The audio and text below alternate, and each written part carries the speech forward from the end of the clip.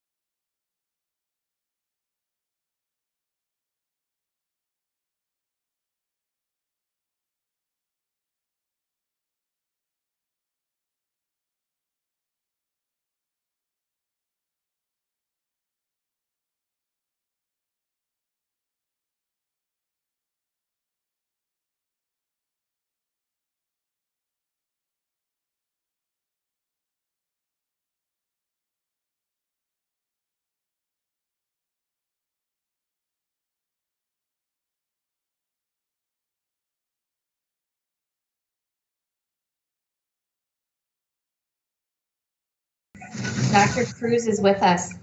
Oh, thank you, Dr. Cruz, for joining us. Thank you for the call. I'm so sorry.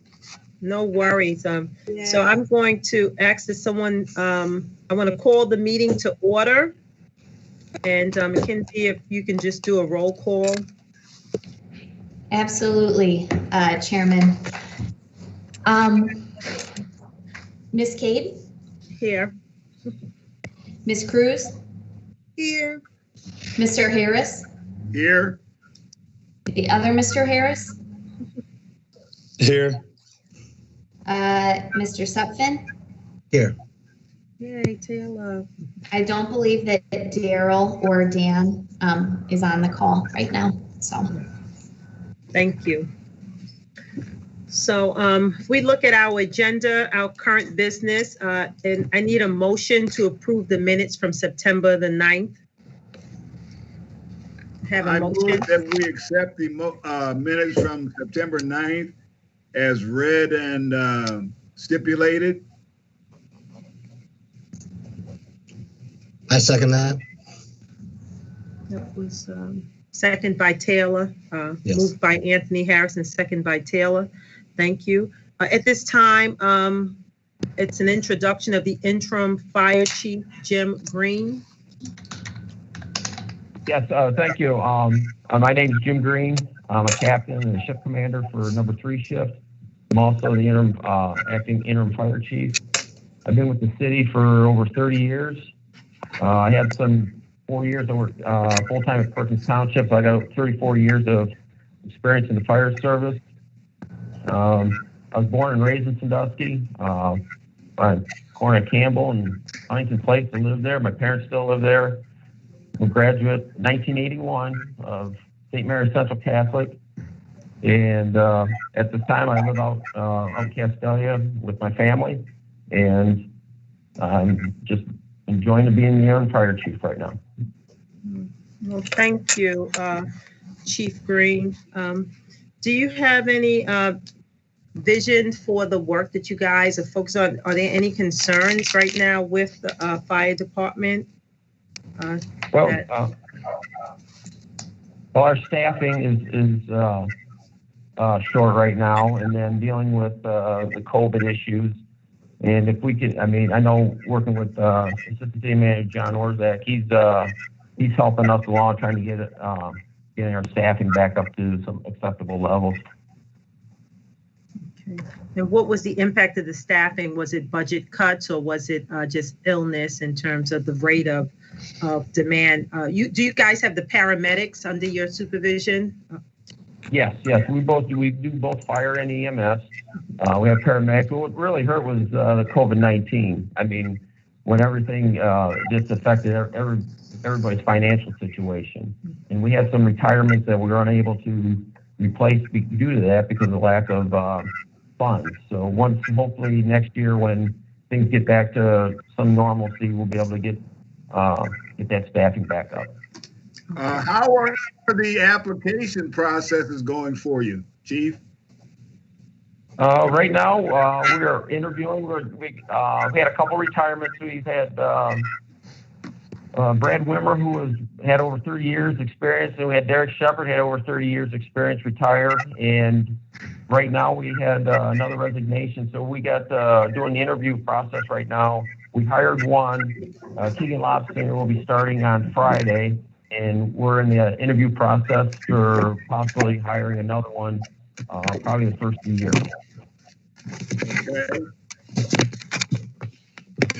Okay. Oh, sorry. Thank you. Does anyone else have any questions? Taylor, anyone have any questions for our interim fire chief? Yes, actually. So how many positions are you down from a minimum staffing level that you should have currently?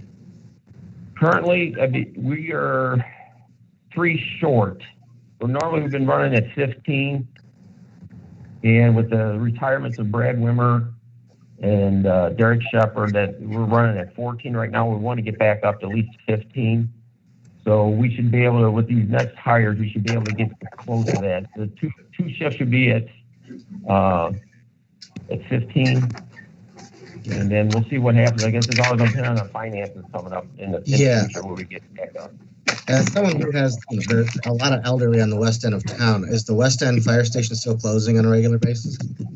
No, it hasn't. It hasn't closed. We run with two personnel out there, and it's, even though it's not the greatest, Yeah. situation, but at least we have somebody that's out there. And if there's an on call, we can start treating the patient, and then we can get additional resources from our central station out there to assist them. Yeah, the reason why I say that is my grandmother lives on Edgewater, and my aunt had to call a week or two ago, so my brother and I could go out for a lift assist because she had heard you guys already go out on a call, so she knew that no one would be there for a while. So I mean, it's hitting home to some locals, and it's not your fault whatsoever. I'm not implying that in any way. I'm just saying it's definitely getting to a point where it's impacting people's lives. Yeah, it's a challenge right now, and I think we're doing a pretty good job of handling the situation. And as far as I know, there was rumors of the stations being closed. That's not true. Okay. Well, thank you for what you guys are doing. Thanks. And any of the other committee members have any questions for Yes. Fire Chief Jim I Green? do. Yes, go ahead, Dr. Cruz. Commend them because I had to call for my husband and you guys was here within 3 minutes. He had totally lost his blood pressure, totally. So I do commend what you have to work with. Thank you. Well, thank you for that compliment. And everybody here is very professional, and they're very good at what they do. We talk about police presence and visibility in the community. What plans do you, as the new fire chief, have to allow the community to see and recognize your presence in the community? But we do a lot of, through fire inspections, fire safety talks. This year has been hurt because of COVID. We couldn't get into the schools like we normally would normally do during Fire Prevention Week and stuff like that. We usually get out to festivals. I know there's like street parties and situations like that where we get out with the fire safety house and get out in the public more and interact with the community. Okay, because I'm really concerned about with COVID and all the other things that are cropping up across the nation. I'm concerned that our community needs to have a better and impactful relationship with our service industries, police and fire, and like that. And I'm concerned about that and the fact that,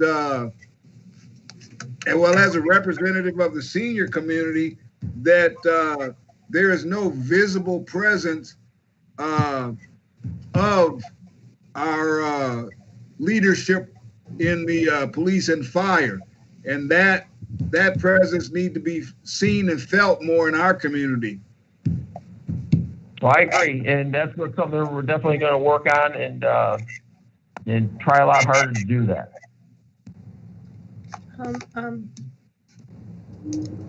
Okay.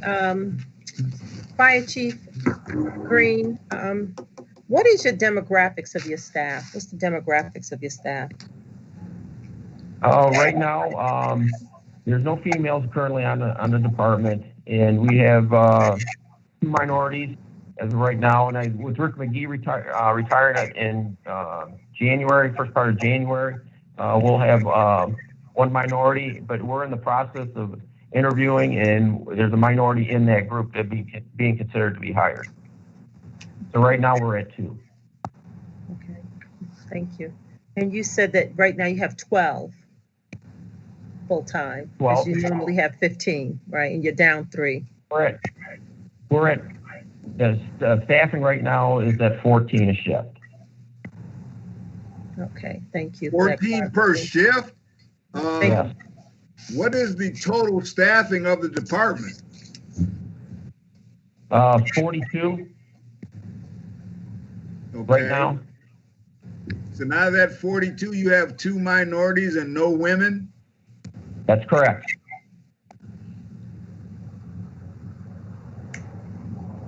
Is there any way to, is there any outreach in the schools or anything? I know bigger cities do like junior firefighter programs or anything like that. I know Ehovie has a firefighting program, but I know when I went to Sandusky High School, there was little to no fire presence as far as, outreach or recruitment within the community. Do we have any of that? And if not, is there a plan for it? Yeah, we have a Fire Explorer program where we have kids from the high school area that come in, try to get exposed to the fire service. We show them what kind of activities we do. They'll go on calls with us, but they're in a safe situation. And they do all the normal, regular duties that we do around the fire station. But again, with the COVID, the program this year had to be tapered back a little bit. Okay, thank you. We do have to get out, recruit harder, and get into the schools more, like the high schools, get these kids, get out there, get the information out there, what a rewarding career this is. And I know years past, we used to, I think Captain Tony Bonner was in charge of recruiting. He would be going out to the colleges and stuff like that, and try to recruit kids out of college. So I think we have to get back and do that more. I definitely agree. I think Fire Chief Green, I'd like to hear more about a targeted recruitment plan for women and minorities. Out of a staff of 42, to have 2 minorities and no women is somewhat alarming. I think, and I think that's the point that Mr. Harris was trying to make. So I'd be interested in talking with you about how to identify maybe some historical Black colleges in terms of recruiting locally. Here in the state of Ohio, you have a few colleges that are local, but I definitely think it's about bringing the esteem back to the profession, right? That these are honorable fields of service that, that we want to make more visible. And so I'd like to know more about right now, I know money is a fiscal issue, but what are some of the things that we can do to ensure that we have the diversity of what's reflected in our community?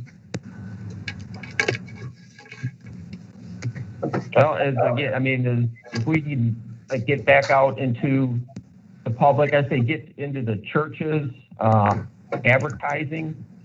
We need to do more advertisement through the city, just not through the fire department, but maybe as the city as a whole, to get the word out when testing comes out. I know we got a test coming up here next spring.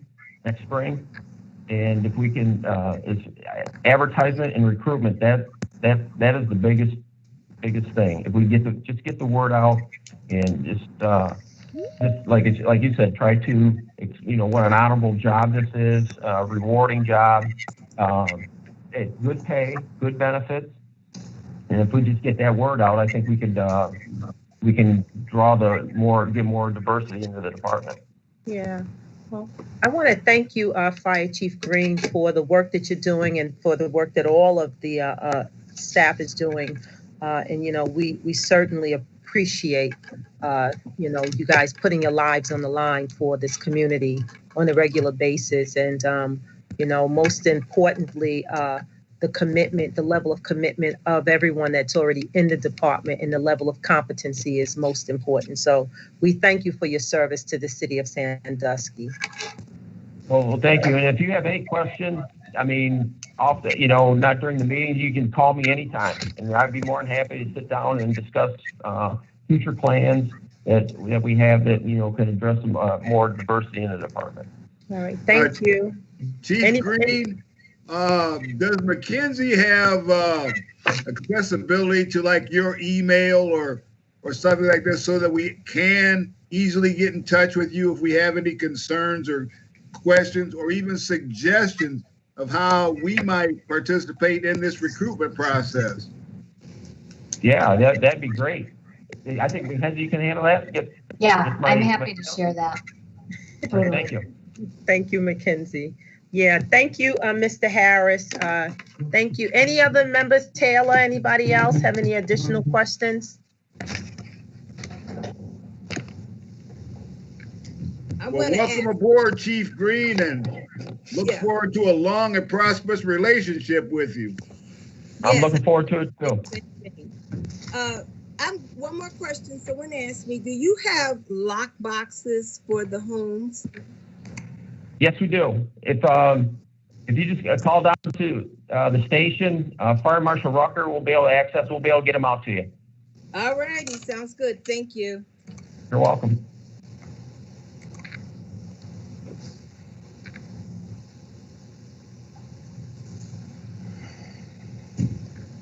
Dr. Vi, do you want to move on to the next item on our agenda? You're on mute, by the way. I'm sorry. I had a call from a colleague, Mackenzie. I'm sorry. Let's go to introduction to the new police chief, Miss Chief Oliver. Can you just introduce yourself to us and tell us a little bit about your vision and your priority for the first 100 days? Well, Chief Green's a tough act to follow. I don't want to regurgitate everything he said, but my name's Jared Oliver. I too am a lifelong city resident. I was born and raised here in the city. I still live in the city. I live on the West End, back in Cold Creek Crossing now. Graduate of St. Mary's, 1994, so I'm a little bit younger than Jim. Yeah, don't rub it in. I raised two children in the city. My two boys have both grown up and moved on. We have a daughter now that we're raising here in the city. I worked for the sheriff's office when I got done with college. I've been at the Erie County Sheriff's Office for about the last 23 years. I started in our jail division. I worked in the patrol division. I then became a detective. I promoted up from detective. I ran investigations for quite a while. And then when Sheriff Zigsworth was elected, actually when he was selected and then elected, I was the chief deputy. So I had command over our patrol division, our jail division, our administrative division, and our dispatch division. When this opportunity arose, I think it was much earlier this year, pre-pandemic, it was too good to pass up. So I gave it a chance, see what came out of it, and here we are. I've been the chief here at the Sandusky Police Department for a month today. So I'm still kind of getting my feet under me. Goal for the first 100 days, right now, everything is pandemic related, and how are we going to get to the other side of this pandemic, and how do you keep the staff safe? How do you keep the city safe? I guess my ultimate priority is making sure the residents and the visitors to our community are safe, and whatever I have to do to make sure that happens is exactly what I'll do. We too are down some staff. Listen, that's a nationwide thing. That's not just local here to the city. We've been given the go-ahead from the city manager's office to start filling some positions. We had people retire, very seasoned officers retired from the police department here over the last year. So those are very, very tough acts to follow. We have some pretty good candidates. We conducted interviews last week to fill 2 positions. Through those interviews, I believe we'll at least fill a 3rd position with a candidate, and then we're still kind of looking for one more. There's a meeting. I don't know if it's officially scheduled yet, but it's in the works of scheduling with the civil service to talk about maybe getting another list together so we can recruit some more candidates on that end as well. I'm still learning every day here. It's nuances between county government and city government. There's a couple different things that I have to learn. Making sure I know the day-to-day operations, that we're providing the most efficient and effective services possible to the city of Sandusky. That's about my 100 days. It goes quick. We're 30 days in, so we'll see. We too, sir, we want to be out in the community. Mr. Harris, I know you were talking about it. I live in this community. If there's any place something's taking place, I'm talking about right now. I mean, we're doing a toy drive with OGO Saturday. We'll get out absolutely as much as we possibly can. I enjoy being out and talking to people. So hopefully summertime is summertime again. I really hope. Well, Chief, to kind of piggyback on the doctor's statement, the demographics of the local police force under Chief Orzach's leadership began to expand. Mm-hmm. My question is, even though I personally, and I'm not a spring chicken, but I personally have never had significant issues with the Sandusky Police Department. And but my question is, how do you expect to progress with our police department and maintain and improve community relations between the public and the officers that are involved in risking their lives for our safety every day? It all goes back to the community has to feel comfortable that our police force is nonpartisan and has a sensitivity to the heartbeat of the community. I think well, first of all, Chief Orzak laid a very, very, very good foundation for me. So I appreciate that. I come from the belief that you have to be transparent. You have to be honest with people, whether it's as a law enforcement officer or as a person in general. I think the only way the community is ever going to trust you is if they can trust you, that you prove to them that you're trustworthy. You got to be able to communicate. You got to, I remember when people used to talk on the phone, and now it's all text and emails and all that. I like to talk to people. So if somebody calls with a question, I answer. And if I can't answer, I call them back. And you have that conversation. And sometimes those conversations are going to be tough. Sometimes there's going to be issues. We all know what happened nationally over this last year. That's a direct impact of local law enforcement in general, recruitment, retention, you name it. We have it right now. And it's those issues that we're dealing with nationally that we have no control over. What we can control is what we control. And the only way you do that is with the support of the community, but also with just transparency. I think. Yes.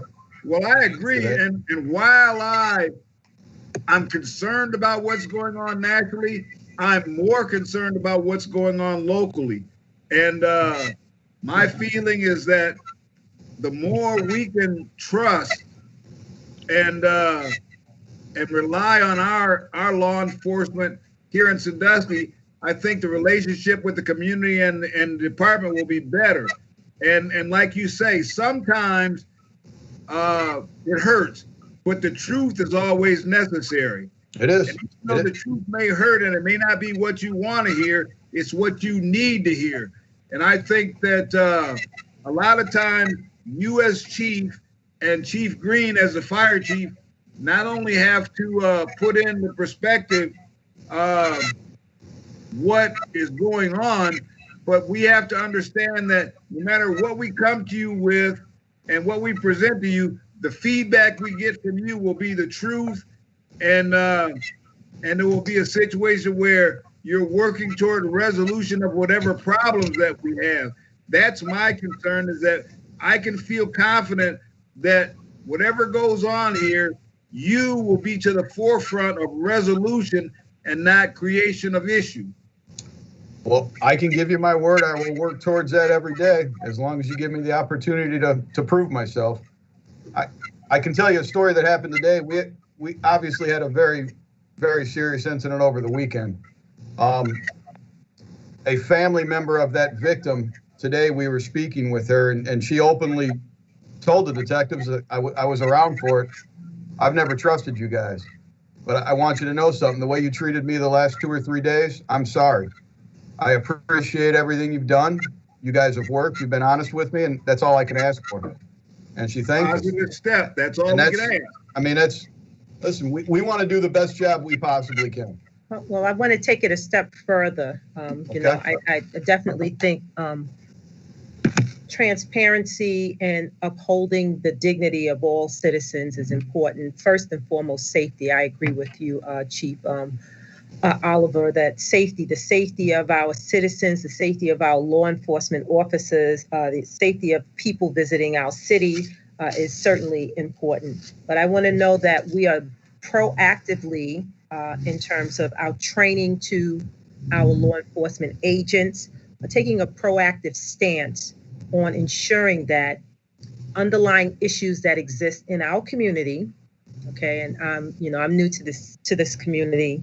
This will be my 3rd year, completing my 3rd year, and I will tell you that my son was already pulled over twice and searched in one of those pullovers. Okay. So there are elements that exist in our community that, we have to say that is a microcosm of what is going on in greater society.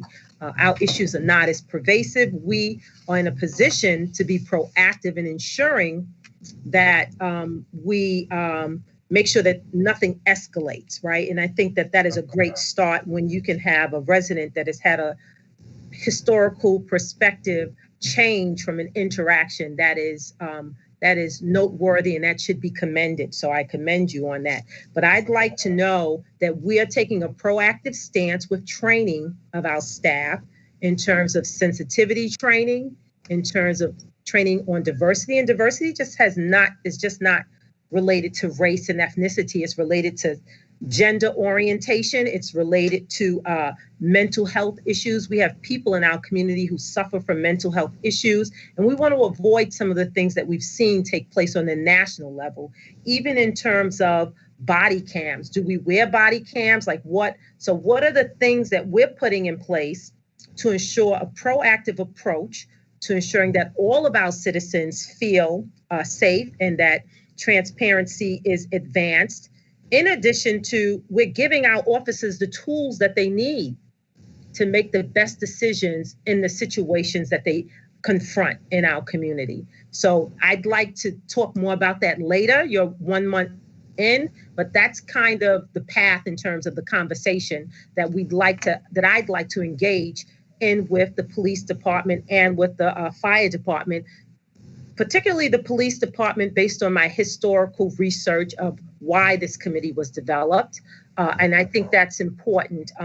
And so that's me as a citizen, and that's me as the chair of this commission, based on the research that I did in interviewing different people who served on the committee and spoken to people, and my own personal experiences with my son, right? And so I think that Sandusky City is a great community.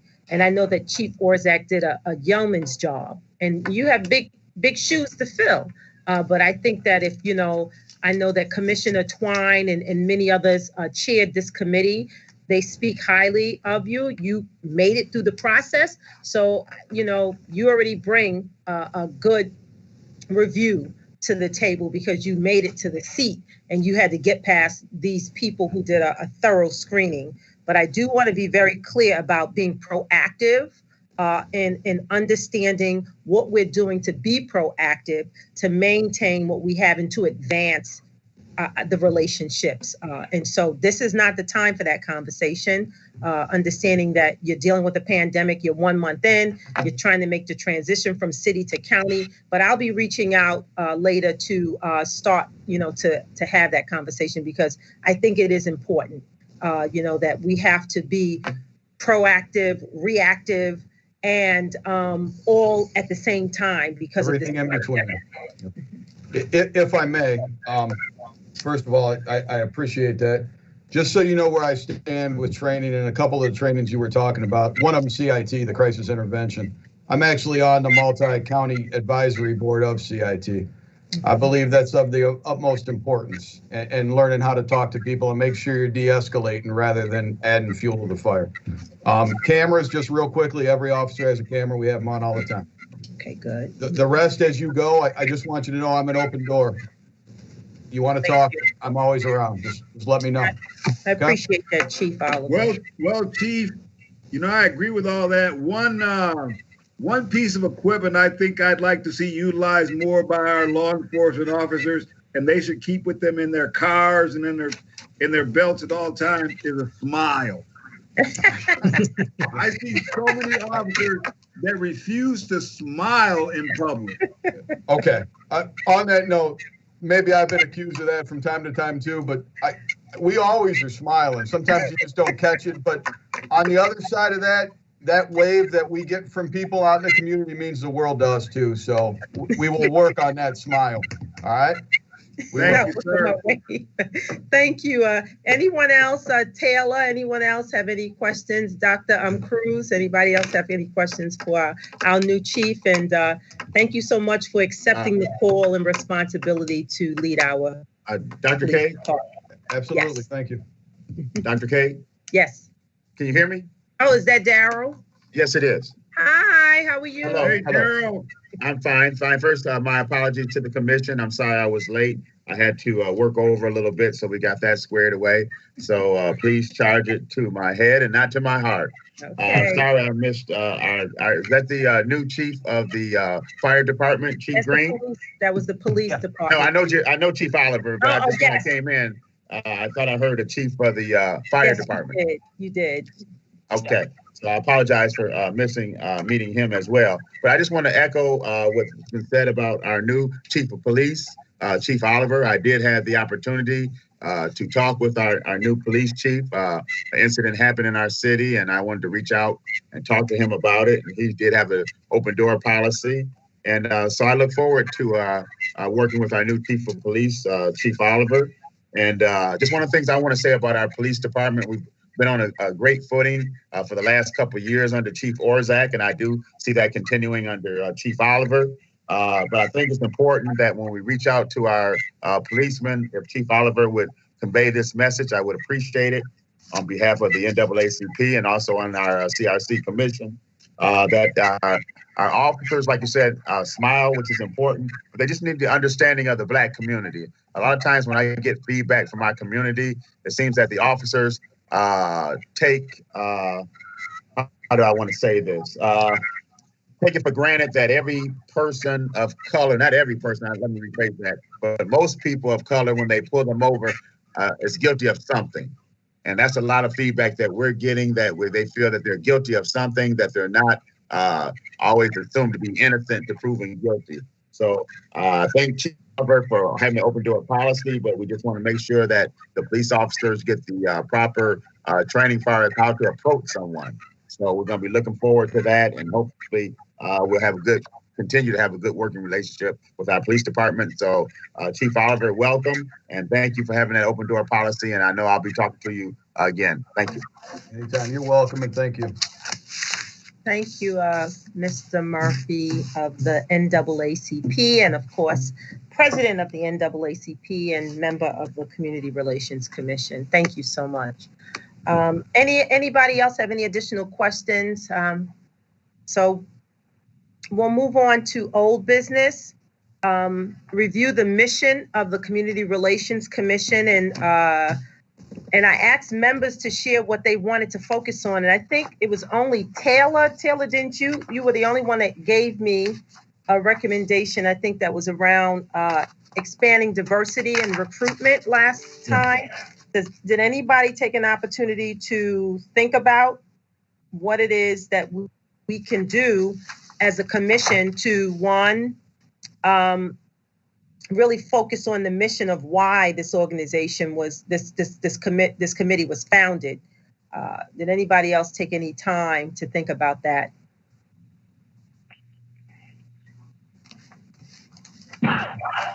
Okay, well, I tell you what. I'm sorry, Dr. K.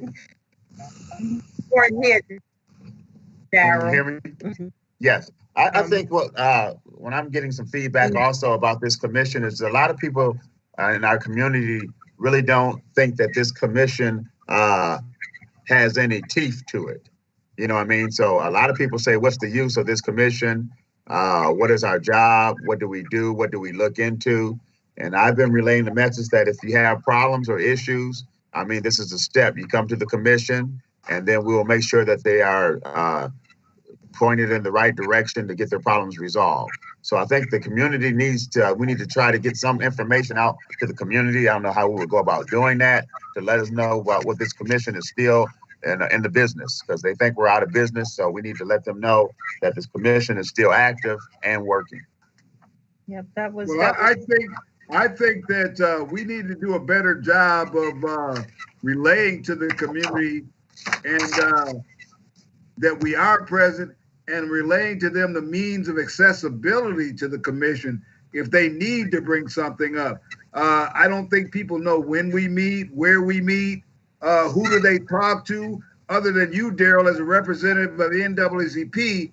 And as far as the Black community is concerned, they know they can reach out to the NAACP, but there are situations like just simply things like police investigation. If something happened within the police department and there's an investigation that takes place, how is the community sure that there's going to be an impartial and fair investigation in those situations? And how do the people in Sandusky know that white, black, green, or yellow, there is an entity that they can come to express their grievances if they feel that such investigations and things are not fair? And that's where we can step in and try to impart upon them the fact that things like this will be impartial, will be fair, and that they have a method of getting out and reaching out to us when they need something. I think our accessibility needs to be more open to the community. Okay. Thank you, Anthony. So I got that. So right now, what I've heard is one, the credibility of the CRC. I've heard that before, as you know, and diversity. The issue of diversity with law enforcement that was came up last time, and relating to the community and accessibility. So increasing our visibility, right? Increasing the visibility and helping people understand what the CRC is supposed to be, the role that we're supposed to play, and, you know, being the bridge or the liaisons between the city and people's quality of life issues. So I think that that's something that we can work on in terms of how do we increase our visibility by partnering with the city to help in providing a method. I will tell you that I have received emails. I received 2 emails from residents in reference to questions, and that our Eric Woopster did provide me with feedback for those constituents that had reached out to me about 3 different issues in the city. And so, and we did get responses and we did follow up with them. So these people happen to see this meeting aired on social media and looked me up on the district's website and sent me emails. So that is some work that we can do in terms of increasing the visibility, increasing people's understanding of the work that we do, and partnering with the city in a way that makes it, you know, transparent. And then internally within the commission, we need to share with each other when we receive issues and complaints from the community so that we are cognizant of some of the things that are revolving around the city. That's on the agenda. Each other. That's on the agenda. That's next. Update from City Mayor regarding community concerns. So the forum for sharing those concerns is this meeting. Now, I can definitely get your information and reach out to you prior to the meeting, because I personally like proactiveness, and you might too, Anthony. So I'm more than happy to do that. But I set that on the agenda. There was one constituent that reached out that felt that law enforcement was pulling over people who had factory speakers, and in fact, they were blasting music, and there's a noise ordinance. And if there's the noise level reaches a certain level and people start complaining, then of course the police are called in and they get pulled over. So we had a conversation with Eric Woopster, who had spoken with the chief about it. And then there was an issue that was brought up about safety in Thames near East Old Gate Forest Drive, that people were speeding, and there was a request to have maybe a police officer there to watch them. And what Eric suggested is that we could get the, what's that thing, Mackenzie? They have these Speed trailer? Speed monitors. Yes, speed monitors, and then they can collect data and see if, you know, it's an issue, and that way we could monitor it, and that's how that would be handled. And then there was concerns about the demolition of different properties in MacArthur's Park. And Eric Woopster had met with New Jerusalem Baptist Church because the concern had come that the city had owned certain properties in MacArthur's Park, and there was some citizens who wanted to purchase some of the properties and to put in place a plan to renovate MacArthur's Park. And they felt like the city was demolishing the buildings, and the city spoke about some of the properties being not safe, right? Because the properties were really built as work areas and they weren't built as sturdy homes. And so in some cases that was the case, but Eric Woopster is going to continue to work with New Jerusalem. And I connected that constituent to Mr. Woopster. And the CRC will also assist with this. It'll be an ongoing issue with what to do with MacArthur's Park. There was talk about investors coming in. And so one of the things that the citizens expressed was concern about more vulnerable populations not being pushed out, and ensuring that any renovation of the city, that the people in that community have a voice in what those plans will be. And so those are the three things that this commission had to address during the time that we weren't meeting. So I'm bringing that information back to the commission to share, that those were three things that I had addressed, and that the CRC commission will be involved with further conversations around MacArthur's Park, as is New Jerusalem, I believe Baptist Church is involved. And so we'll follow up with that. And if anyone else from the commission would like, from the Community Relations Committee would like to be involved, you're more than happy to be involved in that conversation too. Well, I would. I wonder how many people on the commission realize the history of MacArthur Park, its formation and how it was originally developed. I don't. Yeah, it was for the soldiers. Right.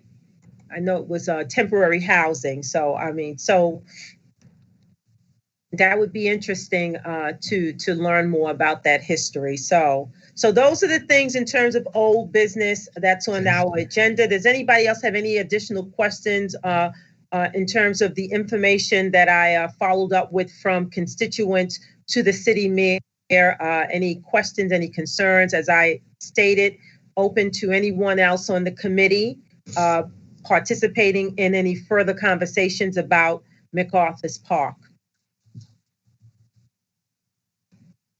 Okay. All right, so we're going to move on to new business. CRC members and city boards and commission. McKinsey sent out a listing of different boards to all of the members on this committee to sort of get the word out so that they could increase diversity on the different committees and boards in the city and in the county. So if you have people, I believe many of those applications are due on the 4th. I mean, were due already, right, McKinsey? Were they due? Yeah, so they were due last Friday. So technically on this board in particular, there are 6 members and there are 7 spots. We already have 1 open spot, and I'll be reaching out to Mr. Williams to talk with him just to see if he's interested in, being part of it again. We also, I would say we probably had 5 to 10 applicants that had an interest in this board. So our previous practice has been to make sure or check in with current members and see if they'd like to continue serving, before we extend it to other members of the community. But if he is not interested, there were 5 to 10 applicants that showed a lot of interest in serving on this committee. Okay, thank you. So what is a joint project that the city mayor and CRC can work on during this time of racial strife in our nation? That's a question to the committee. Does anybody have any suggestions? I know it's hard to do during COVID, but I was thinking about this since the last meeting. Is there a way to do like almost like a hiring fair or something to do with someone from, with people on the committee being from the schools, from the NAACP. I work with the county to try and show the young people that, these jobs are out here, especially like, police and fire. Fire is a great job, I don't know why they don't have the applicants. And a lot of it, I do have a background in criminal justice. I have a criminal justice degree. I know that they can only hire the people that apply.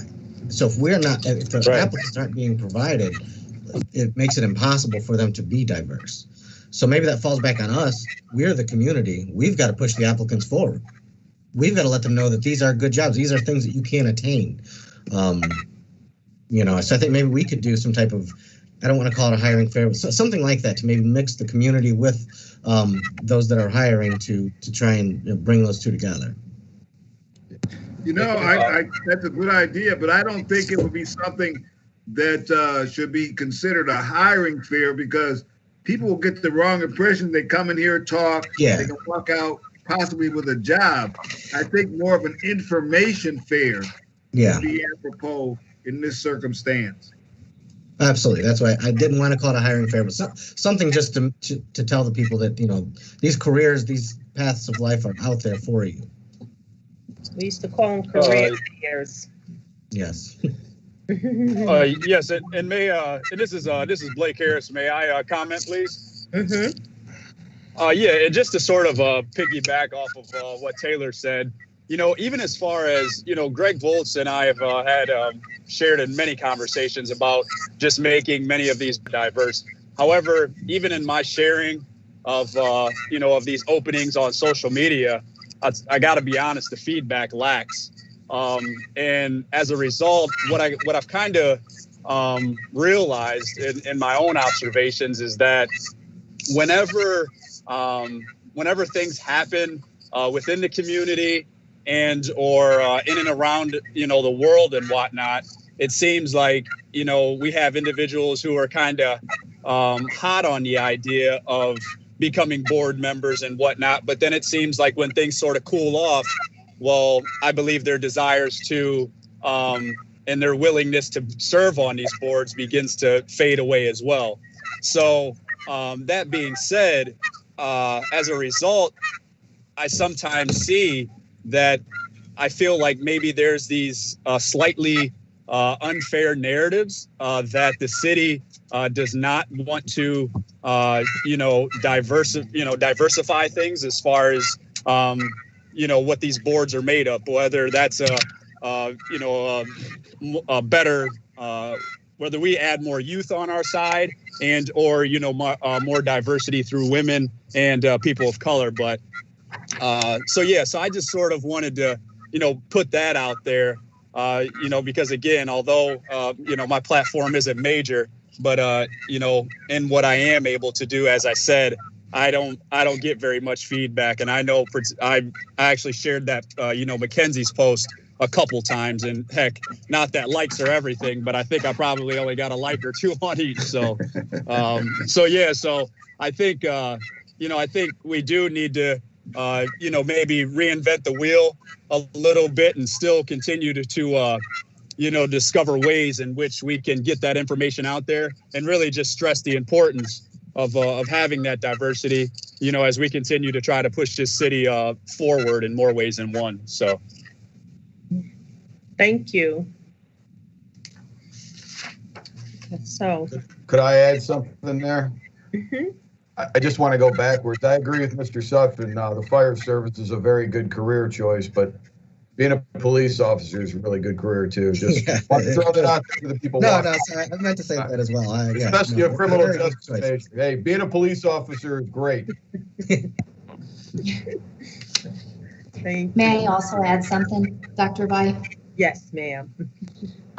One of the ideas that the city commission has brought up just to try to get younger people or, like working people that might have families to be a part of our city's boards and commissions is to try to move the hours that we meet to later in the evening. So like Daryl, for instance, today that was coming from work, so that we can try to remove some of the barriers of why people might not be able to attend.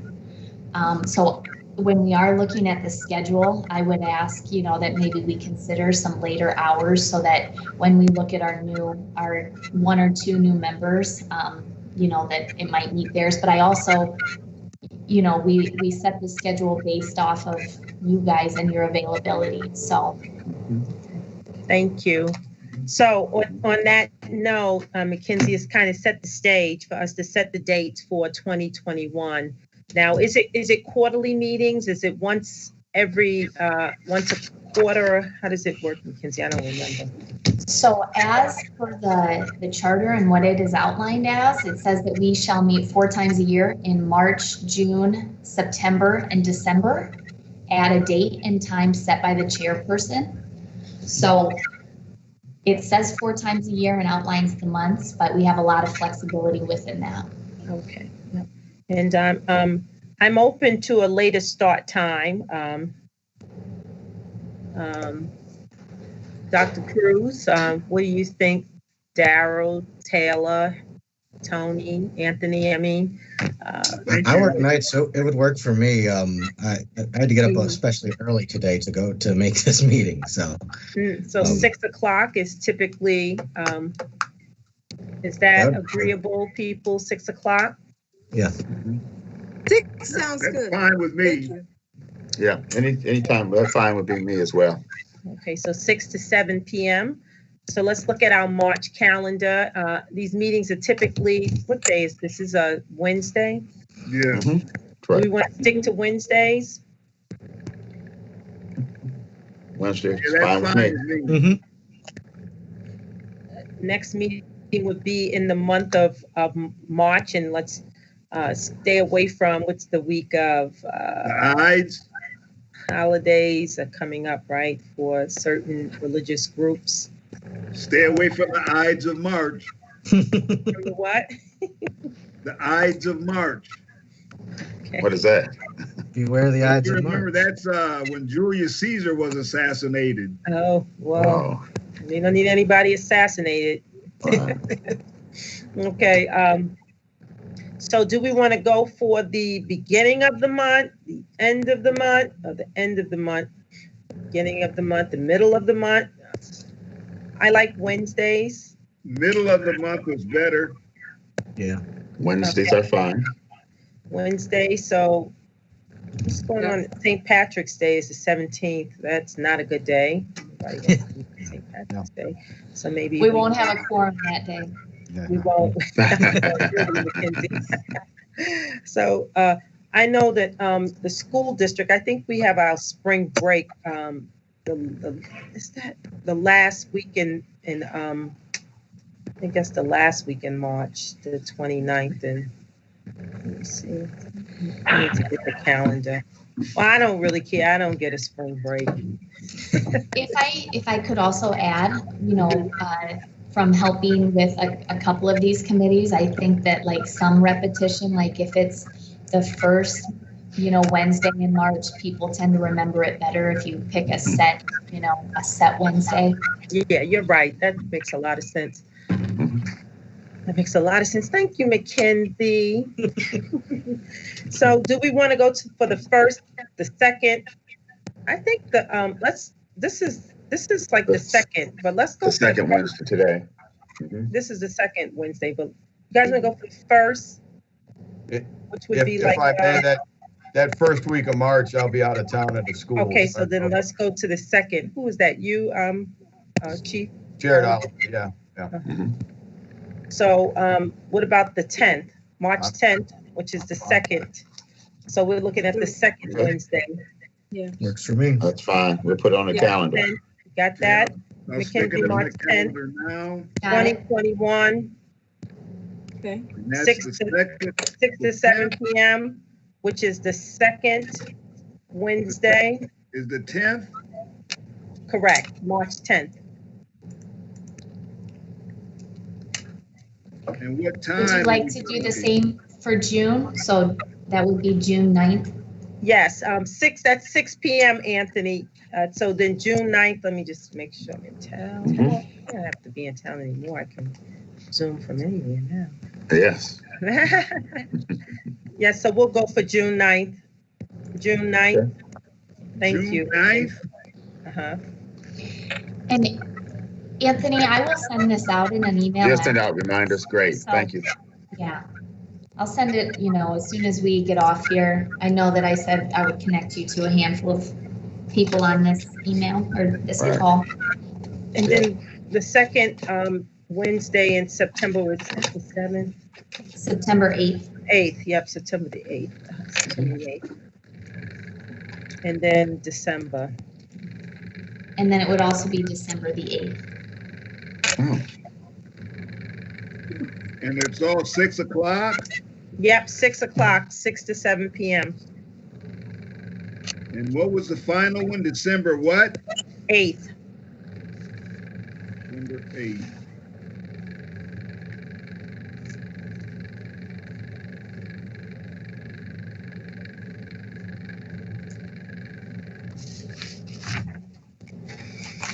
Well, it is now 5:02. I know. Dr. K, before we get out of here, I know it's just one other thing I wanted to ask, if I may. Sure. Mhm. About the housing, a person made a complaint about some housing. So I know we used to deal with Talon on that. So who takes care of that now? Do you know, if you know, Dr. or McKenzie, a housing complaint? Dr. Kate, I can take this one if you want. Yes, please.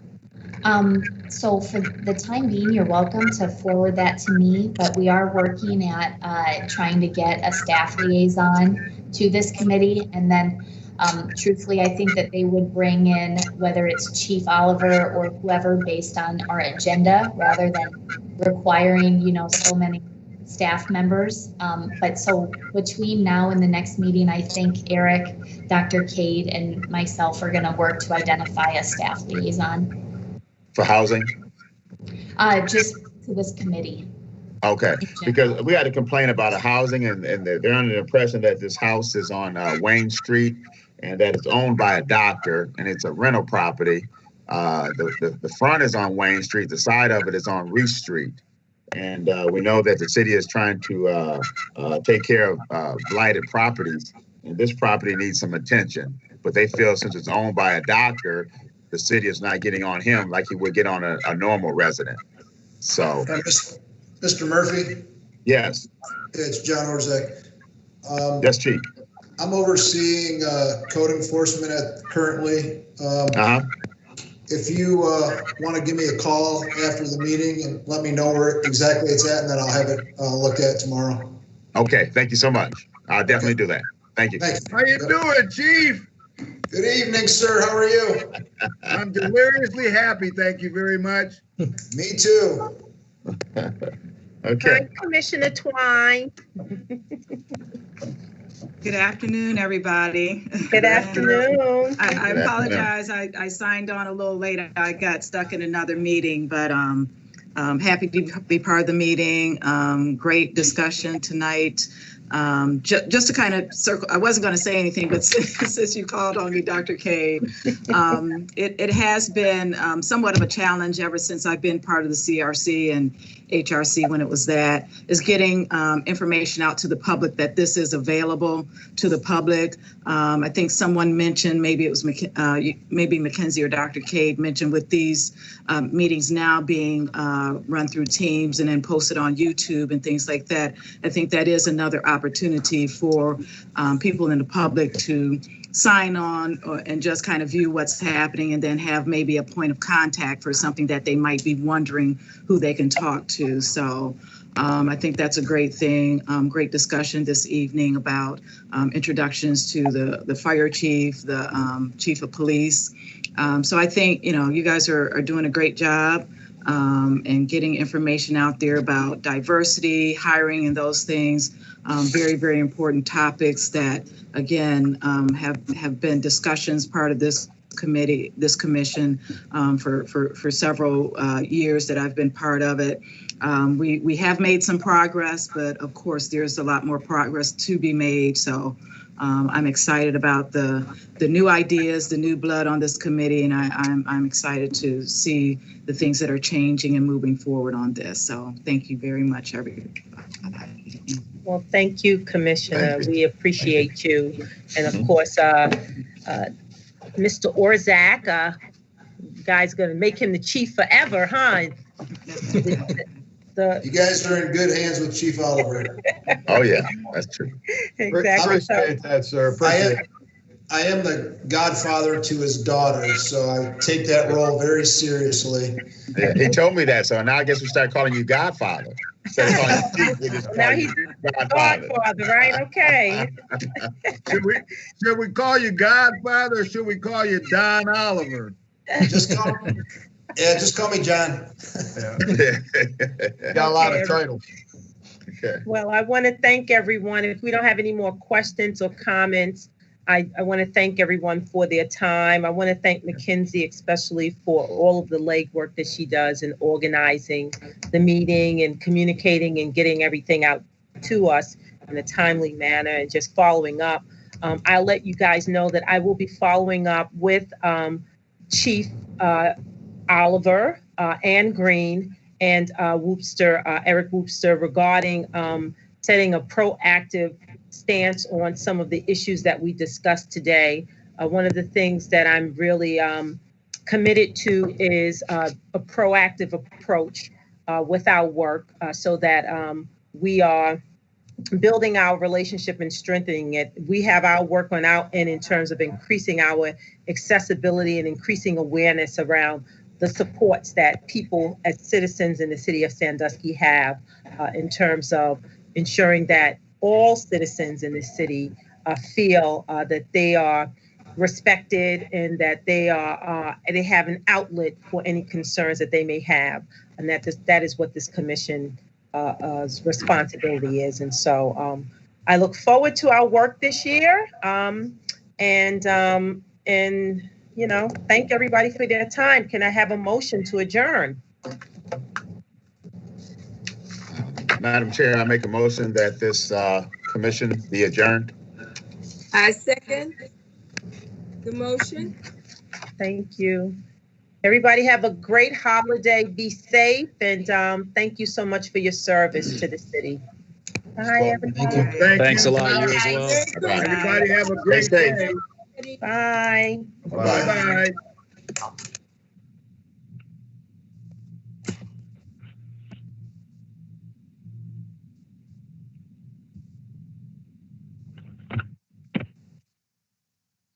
Jim Green. Is now exiting.